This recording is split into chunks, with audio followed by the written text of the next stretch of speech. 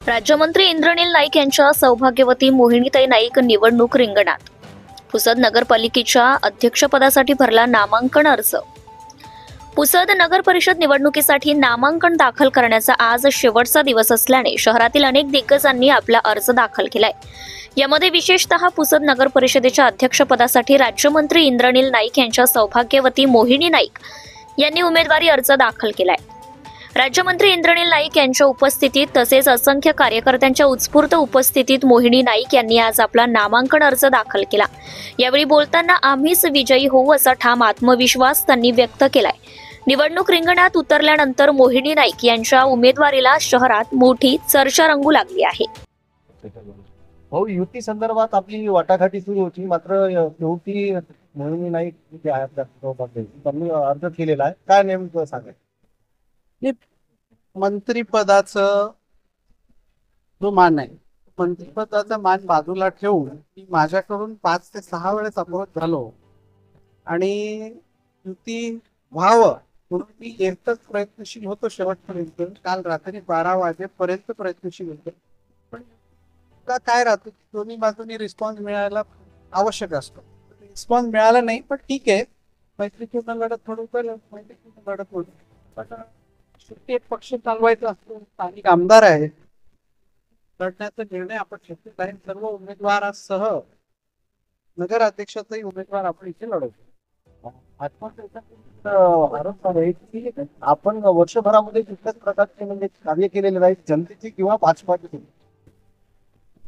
288 विधानसभा मतदारसंघ आहे. शासनाची परिस्थिती आता सर्वांनाच माहिती आहे. तर 288 मतदारसंघात कुठे निधी मिळाला का तेवढं सांगावं. आमदार निधी मार्च महिन्यानंतर सुरू होणार आहे, तर याला थोडं ह्या मतदारसंघात नाही तर 288 मतदारसंघात आहे. आणि मंत्री झाल्यानंतर अपेक्षा वाढतात, हे मान्य आहे. ते आपण खूप करणार आहोत. 4 वर्ष आणखी नाही, 4 वर्षाचा ब्लूप्रिंट रेडी आहे. 4 वर्षात खूप काही कार्य करून दाखवणार आहे. पण म्हणून माझं मत आहे की ह्याला एक कारण धरून जर युती तोडायचं असेल तर मग थोडस विचार करायची गरज आहे. पण राज्यमंत्री आहात, मतदारांना काय आव्हान करणार आपल्या सोबत? मतदारांना एवढंच म्हणणार की वर्षोनवर्ष 73 वर्षापासून सन्मान्य वसंतराव नाईक साहेब, स्वर्गीय सुधाकर नाईक साहेब आणि आपल्या सर्वांचे नेते मनोहर नाईक साहेब यांच्या पाठीची पुसदची जनता आजपर्यंत उभी आहे. आणि त्या जनतेला माहिती आहे की नाईक परिवार हा सभ्य परिवार आहे. यांनी कधीही कोणाचं शोषण केलेलं नाही. त्यांच्या पाठीशी, गरीब जनतेच्या पाठीशी हा नाईक परिवार इथे उभा राहिलेला आहे हमेशा. आणि तीच आमची USP आहे. USP आमची एवढीच आहे की नाईक परिवार हा सर्वांना घेऊन चालणारा परिवार आहे आणि त्याच्यावर आम्ही ठाम आहे. आज आपण